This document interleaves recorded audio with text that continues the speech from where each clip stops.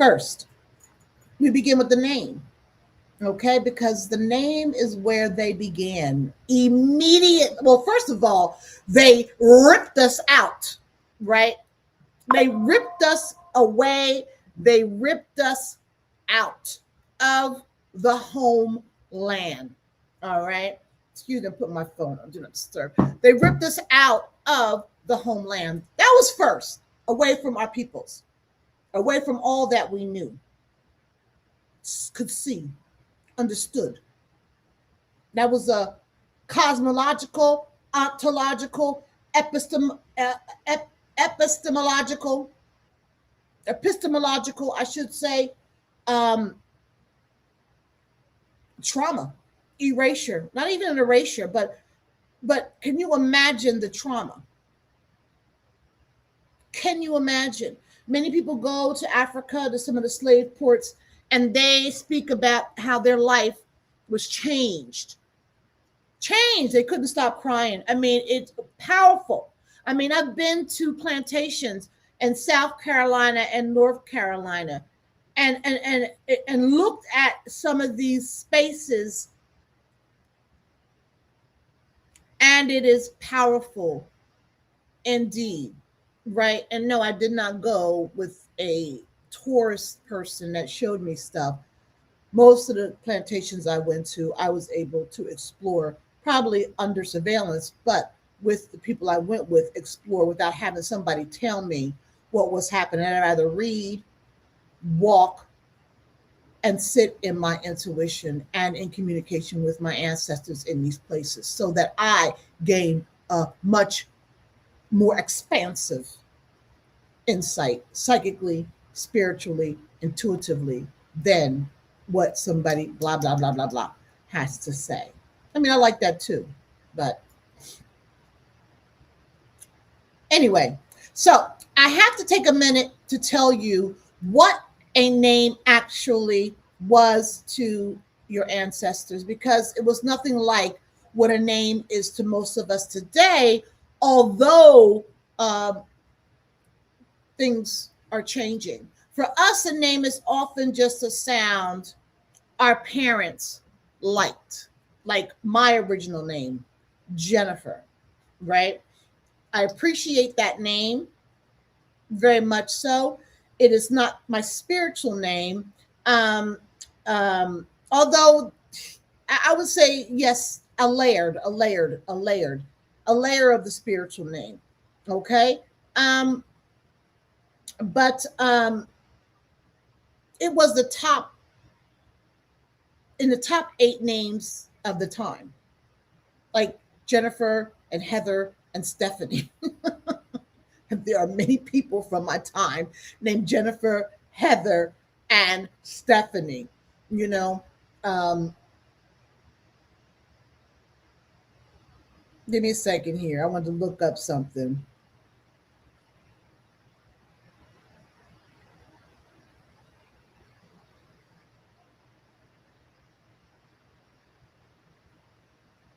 Give me a second. Something came to my mind, and that was the Akashic records, and I'll get a little bit into that. Right, I had some notes on my phone um, that I wanted to bring up because um, not only is the Akashic records important for discerning who you are, it's also important for your name. Okay, and I'll talk a little bit about that. Um, and so, for us, a name is often just a sound our parents like I said, Jennifer. Okay, a pretty word off a list, but clearly, our parents thought that that was who we were when they named us. But in the cultures our people came from, and there are traditions down south where they call in a elder, a woman who has a knowing, and that person names the child. So a lot of these traditions that are steeped or move over here from Africa may not necessarily be the exact same. They can be the exact same, but they operate in a similar way. A woman comes in and names a child, and sometimes it's not even immediately at birth. I mean, we get pushed into believing we got to name the kid at birth, right? Instead of giving a moment, right? So anyway, that's a tradition I learned about down south from actually a client. She was calling for a psychic read, and she mentioned her name, and it was very interesting name, and she told me who gave it to her. We discussed a little bit about the practice that led to this naming ceremony. Okay, so a name is a whole sentence spoken over a life. All right. It could tell you the day you were born and the circumstances of your birth. It could tell you which ancestor had come back around and was living in you again. It carried your lineage, the entire line you belong to, folded into a few syllables, my friends. And sometimes it could be a lot of syllables, but folded into those nonetheless. It could carry a destiny, a prayer your family speaking over you your whole life, every single time they called you in from the yard for supper, right? Among so many of our peoples, when a child came, as I said, there was a naming ceremony, a sacred day, an event, because to give a name was to speak a soul into its rightful place in the world. I named my child after Cairo, Egypt, because it had such a central place, you know, uh, in my growth as a spiritual being. Egypt, period. Right? Um, so every time I say it, it means a great deal. Okay. So to know your name was to know exactly whose you were. And my son was never mine. That's another reason. I was the vessel, the channel through which this divine precious spirit came into being in the corporal form. But he was never mine. I love him dearly, respect him dearly, care for him dearly, but he was never mine. Think about that. So, to know your name is to know exactly whose you were and exactly where you came from. And I want you to feel the weight of that, right? Even as I spoke it about my son. Your name was not a label. Your name was your address in the universe. It located you. It told you and everyone who spoke it that you were a somebody who came from a long line of somebodies. So yes, my son's first name is after Cairo, Egypt, but his two middle names are from ancestors.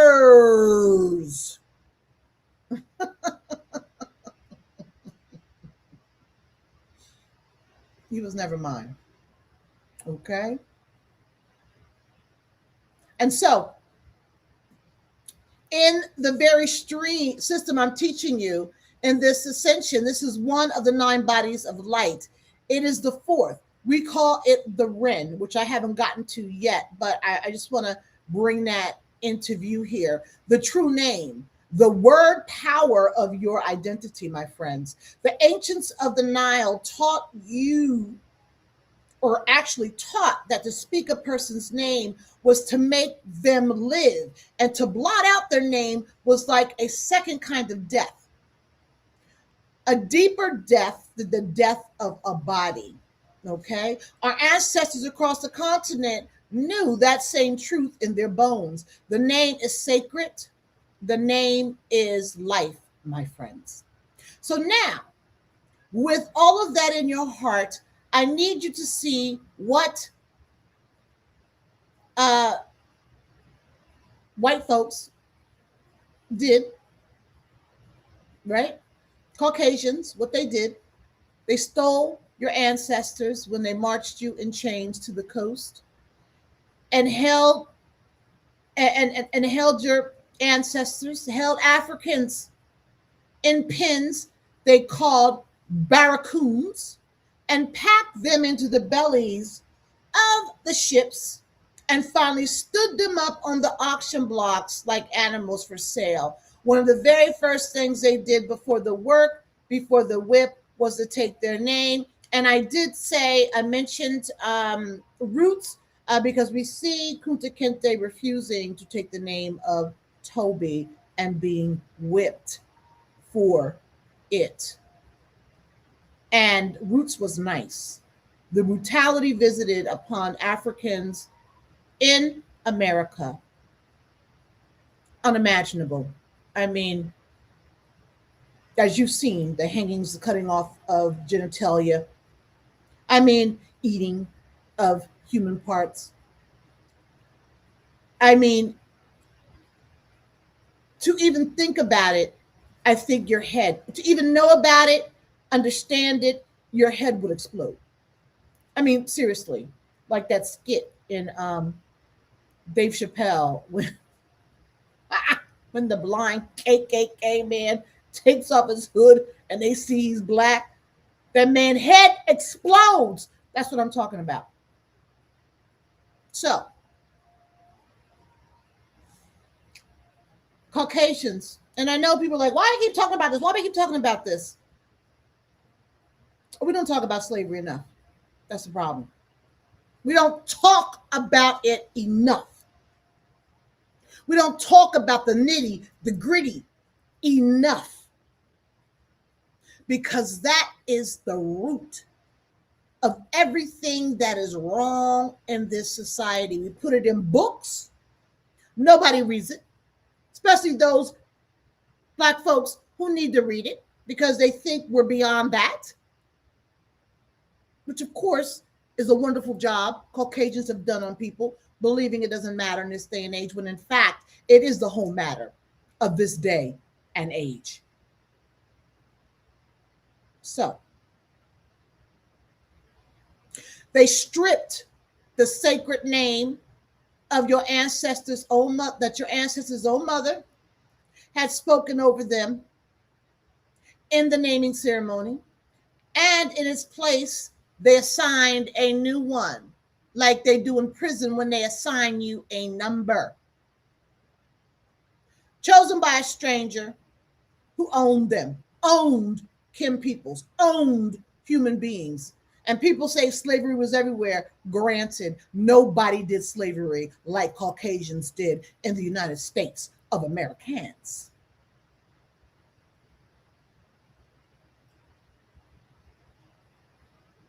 Often, the name they gave was the surname of the man who bought them. Can you imagine the name of the person that just destroyed everything in your whole world? You now having to take on the name of this person. And that was so that a human being was made into a possession in the very sound of what they were called. Made into a possession in the very sound that they were called. Sometimes it was a mocking name, a Caesar, a Pompey, a little classical joke in a language the person didn't even speak. A cruelty wearing the costume of a name, my friends. And just like that, in a single word, the thread was cut. The address in the universe was burned superficially. But over time, it was burnt. Because you can change the person's name, but it's hard to change what's in their head and what they know about their body. It's a little hard. You can, as they did, try to brutalize, beat, kill it out. But Harriet Tubman wasn't running slaves across the country because it was cut out. And Sojourner Truth didn't say, "Ain't I a woman?" because it was completely erased. And the countless others. So, a person, so the address in the universe that came with the name was burnt. A person who had known all their life exactly whose they were and who they were was made on purpose into someone who no longer knew. And I need you to notice how early in the process this happens, my friends, because it tells you everything about what they understood, right? The name was one of the first things to go. Think about it hard about what that means. So they named before they whipped. And if there was a problem, then they will whip the bejesus out of somebody to get them to be named or to accept that name. They could ignore that name. They would not come. They named first. And think about what this means. It means they knew that the deepest chain was never the iron on the wrist, the deepest. The deepest chain was a severing of a person from their own line. Because a person who still knows their name, okay? A person who still knows their name, who can still feel the great line of ancestors standing solidly behind them and with them, is a person who knows they are somebody. And a person, even today, a person who knows all the way down that they are somebody is nearly impossible to enslave in the spirit. You know, as they did bind their hands, you cannot bind the sense of who they are, right? So that came first, the name. The name was the deeper weapon in this discussion that I'm having with you now. And this, my friend, is the exact place the orphan was manufactured, right? The orphan. Africans became orphans. They were kidnapped, orphaned. This is the beginning of the deficit story. It's also the beginning of health disparities, believe it or not. I put on my little academic hat there. So this is the beginning of the deficit story, that quiet, corrosive lie that many of us carried our whole lives without even giving it a second thought. You know what I mean? Not even know where we picked that up. A lot of the stuff we do, we don't even know where we picked it up. The feeling that we come from nowhere, that our line just starts with us. And that is like, we've gotten used to it because people hear like that rugged individualist, that individualism ideology. But when you sit and think of it, and then when you understand how to practice the calling of names and sitting with your ancestors, you realize that was some messed up stuff. That was a messed up, seriously challenging way. It was a crime, period. It's a crime. The feeling we come from nowhere, that everything starts with us, and that everything else is a fall, which many Black Americans sit in. I want you to hear this clearly, though, because I thought about this, and it may set something down for you today, okay? The feeling is not the truth about you. That feeling is not the truth. That feeling is the residue of that crime. It was installed. This is my social science hat. It was installed deliberately at the auction block when they bought that slave with the taking of a name. And you better believe the people that put them on the auction block did not know their names either. You were not born an orphan. You do not have to ascribe to this rugged individualist, I'm here by myself, I pull myself up by my bootstraps, in parentheses, if you have them, if you have some boots. That is such a misnomer and does such a justice to the power of your kin, my friends. You were not born an orphan. You were engineered to feel like one. That's why we get so caught up with I'm Indian, the Black people here, you know, the Indians in America, you know. Before there were Indians here, there were Africans. So Yes, you were engineered to feel like one and to set yourself up as being something rooted in something that could possibly be part of your heritage, but it's not the root because your root is African, an African. The whole root of the entire world is African. And if you keep saying you're not, that's just, it's sad. It really is. You know, I could say I'm part Lenape Indian because my mother is part Lenape Indian, right? I know this. There were Indians here in New Jersey, okay? Um, but I know that. I don't claim it per se, but I follow some of those traditions, spiritual traditions, because she taught them to me from her grandmother and aunts and so forth. But I'm also a child of Africa. And so I lean toward that very powerfully because my walk in this world was not as a Lenape Indian. It was as a Kim woman.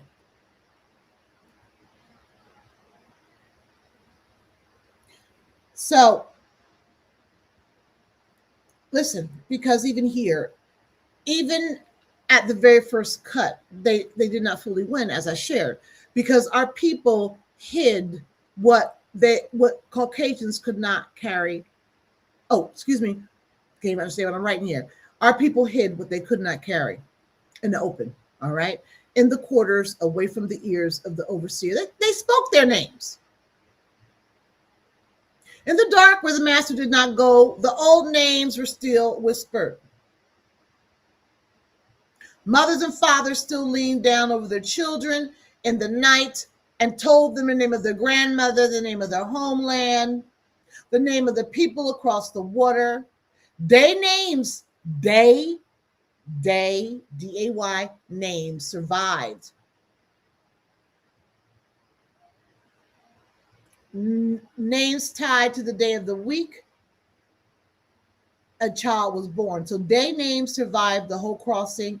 Names tied to the day of the week a child was born. Kwazi and Kofi and Kwame and Afua, and we all know Queen Afua, who do this work, and many of their cousins showing up in the records again and again and again. Stubborn little seeds of the mother tongue, my friends, that the machine could never quite stamp out of the ground. And children were named, they were named, my friends, for the ancestors quietly, so that the line, in the line, and so the line could keep speaking itself forward through time, one whisper at a time. There are a lot of African-centric names here in America, and they've been denigrated. But you see how that works. Trying to recapture the spirit of that naming, and then the names are denigrated. And many folks that come up, you know, they have these names on their resume, they can't find jobs. If it's not one thing, it's another thing, my friends. All right.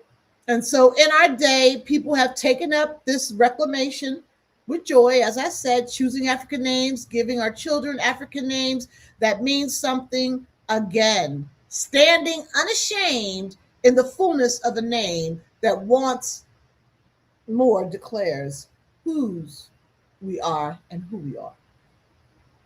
And in this work, we reclaim the Ren, which is going to be coming up soon. And I will be talking about the Akashic records in that, because it is an energetic, for those of you who don't know, the Akashic records is an energetic library, actually a cosmic database that holds the record of every soul's past, present, and future experiences, thoughts, and intents. Okay. I think it's important to know that. Just like the new Wakanda movie coming out, it's all about spirit and conjure, ritual, and knowing. which is very, very important, okay? Because it reminds us that our knowing is not book centric, Caucasian situated, American. What we can see and feel is what we know. In African civilization and even in Native American tradition, the spirit realm, that level of communication took precedence. It took precedence. And now we see that it's been denigrated. The practice still happens, and we'll talk about that, those spiritual practices a little. But it's interesting how that level of insight and understanding took precedence over everything else. But here in America, it's seen as the purview of religion, which is a bastardization of everything spiritual. Sorry. No, I'm not sorry. So, and in this work, in the Ascension, we reclaim the Ren, the true name as a living spiritual power, hence my spiritual name, Akaila Ka Ma'at. I did not give this to myself. It was given to me again in that spiritual communication with something greater than what is in this world. And that is the gate that is going to come up on this path. Because to take your name back in whatever way that comes to you is to reach all the way back across everything we did and grab hold of the very thought thread they tried to cut. Okay? It is to stand up in your own life and say, you did not erase me. Excuse me. Here I am. And I know again whose I am. And I remember when I decided to, I haven't changed my name officially because I don't need to. But I'll let Jennifer work for government and Akaila work for spirit. Okay. And so, because they can't touch that. And so I remember when I decided to begin to use this in the workplace, right? After my experiences, I decided I need some armor. So Akaila Kama'at became armor. And I remember struggling with people about using my name because in academia, they want to call me Akaila. They wanted to call me look, I didn't want them having nothing to do with what my mama gave me, right? And so I definitely didn't want to have them anything to do with what the spirit gave me. So I insisted people call me Dr. Ma'at because in that is the goddess, right? To remind me, but more than anything, to embed within their imagination, in their psyche, the power that I walk with, walk in, walk as.